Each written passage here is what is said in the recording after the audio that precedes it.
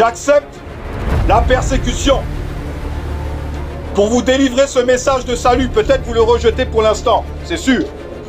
Mais c'est une bonne nouvelle que Dieu, selon sa promesse, va renvoyer une seconde fois Jésus-Christ pour régler ce qui se passe.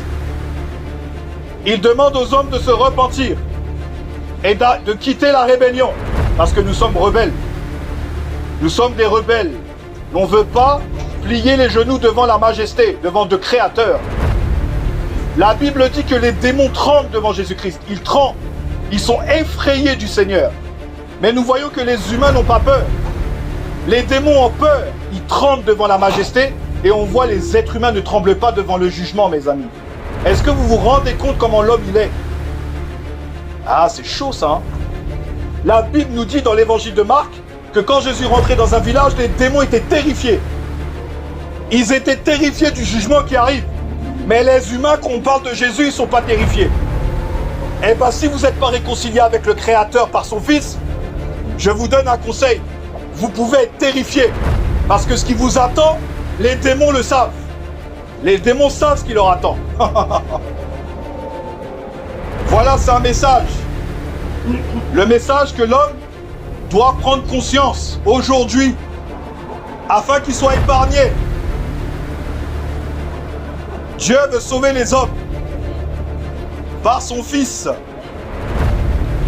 Tout simplement, c'est simple à comprendre. Mais l'homme est tellement pris par ses convoitises du monde, le travail, les dettes, la banque, toutes ces choses-là qui envahissent son cœur et qui ne peut pas entendre le message de l'amour, la réconciliation que Dieu a accompli à travers son Fils sur la croix.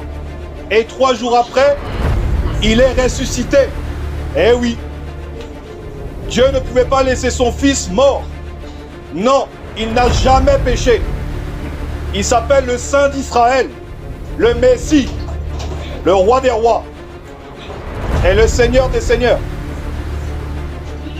Voilà pourquoi cette haine, quand je suis rentré dans ce tram, ce monsieur me pose la main sur moi, je ne l'ai même pas touché. J'ai même pas touché ce monsieur. Il aurait fallu que... C'est pour ça que je n'ai pas répondu à sa violence. Ça aurait été avant, je l'aurais envoyé à l'hôpital. Mes amis. Voilà pourquoi aujourd'hui je vous annonce ce message de grâce. Que Dieu veut vous pardonner, tout le monde ici. Peu importe ce que vous avez fait. Il veut vous envoyer le Saint-Esprit afin que vous le connaissiez.